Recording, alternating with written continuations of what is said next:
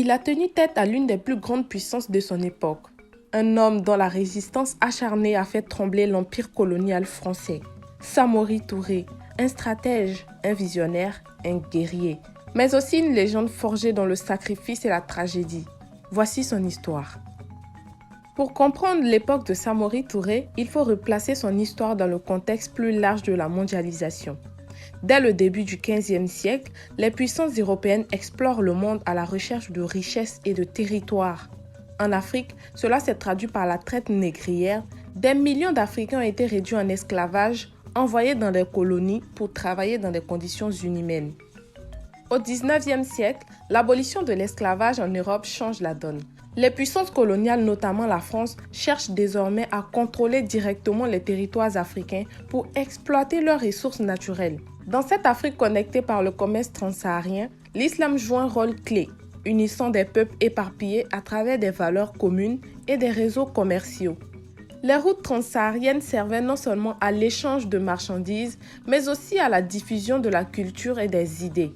Ces routes étaient vitales pour les empires comme celui de Wassoulou. En même temps, l'essor industriel en Europe crée un appétit insatiable pour les matières premières, coton, caoutchouc, bois précieux.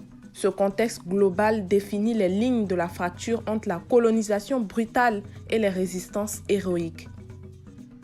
Tout commence dans les années 1830 à Minian-Baladougou, un petit village de l'actuelle Guinée. Samori Touré naît dans une famille dioula, des commerçants prospères. Cette vie paisible allait être brisée brutalement. Une nuit, un cri fend l'obscurité. Des envahisseurs, les Cissé, attaquent. Les Cissé étaient des rivaux politiques et économiques en quête de domination sur les routes commerciales stratégiques de la région.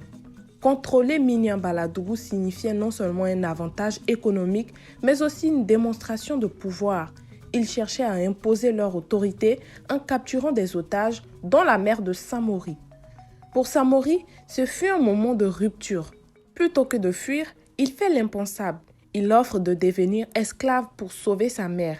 Pendant 6 longues années, Samori endure l'humiliation et la douleur, mais il ne perd pas son temps. Chaque jour, il analyse les tactiques militaires de ses oppresseurs, les failles de leur organisation. Lorsqu'il parvient enfin à libérer sa mère, il n'est plus le même. Samori est prêt. Les années passent et Samori s'impose comme un leader. En 1861, il est proclamé Kélétigui, un chef de guerre redoutable. Son ambition, unir les peuples de la région sous un seul drapeau et créer un empire indépendant. Il commence par réunir une armée disciplinée, forgée dans les feux des batailles. Village après village, territoire après territoire, il étend son influence. Ses ennemis le craignent, mais son peuple le vénère.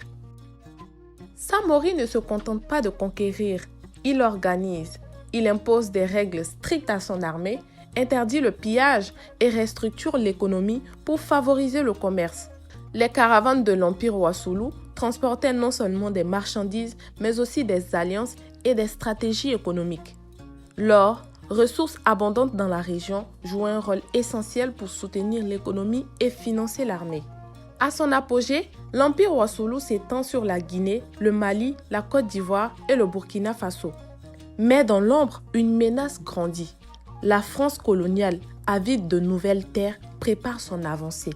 Samori sait qu'une confrontation est inévitable. Avant de continuer la vidéo, petite pause. Like la vidéo et abonne-toi. Ça ne te coûte rien, ça nous aide pour le référencement. Pour ceux qui veulent accompagner la chaîne financièrement, nous avons des liens de dons dans notre biographie ainsi que dans la description de cette vidéo. Maintenant, let's go!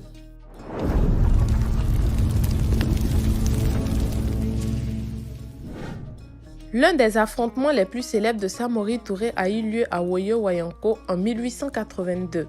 Ce fut une bataille marquante où Samori a montré son génie militaire. La France avait déployé une armée équipée de fusils modernes et de canons Krupp. Mais Samori ne s'est pas laissé intimider. Il a mobilisé ses troupes, bien entraînées et dévouées, pour tendre une embuscade. À Woyo-Wayanko, il a utilisé une tactique brillante, diviser ses forces en plusieurs groupes.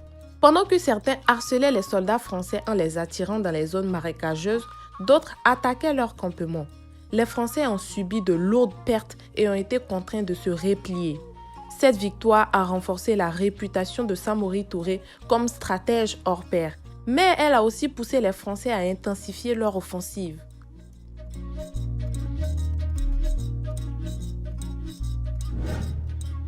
Le 29 septembre 1898, l'inévitable se produit. Samori Touré est capturé à Guélémou, dans l'actuelle Côte d'Ivoire. Cet homme qui avait tenu tête à l'une des plus grandes puissances mondiales est exilé loin de son peuple, au Gabon.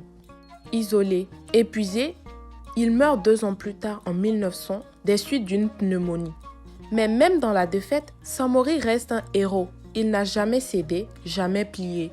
Mais l'héritage de Samori ne se limite pas à ses victoires militaires ou à sa mémoire de résistant. Il a également laissé des traces profondes dans l'histoire culturelle et architecturale de l'Afrique de l'Ouest.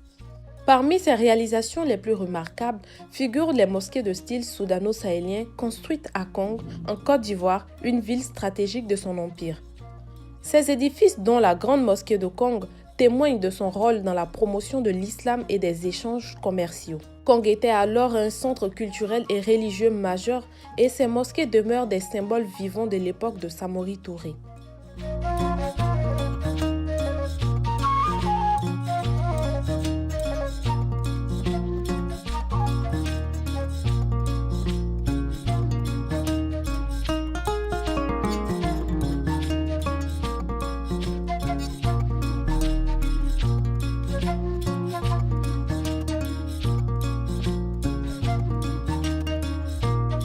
Outre les mosquées, son empire a laissé une empreinte durable dans les villes comme Bissandougou, en actuelle Guinée, qui était sa capitale et un lieu central de résistance. Les ruines des fortifications de Bissandougou racontent l'histoire d'un chef militaire visionnaire, stratège et bâtisseur. Enfin, son héritage spirituel et culturel se retrouve dans les traditions orales transmises à travers les griots qui célèbrent encore aujourd'hui sa sagesse et son combat. Ses principes de justice, d'indépendance et d'unité continuent d'inspirer les leaders africains contemporains. La lutte de Samori Touré ne s'est pas éteinte. Elle résonne dans chaque bataille pour la liberté, dans chaque voix qui refuse l'injustice. Ce récit est une preuve que l'histoire, même douloureuse, peut être une source infinie de fierté et d'inspiration.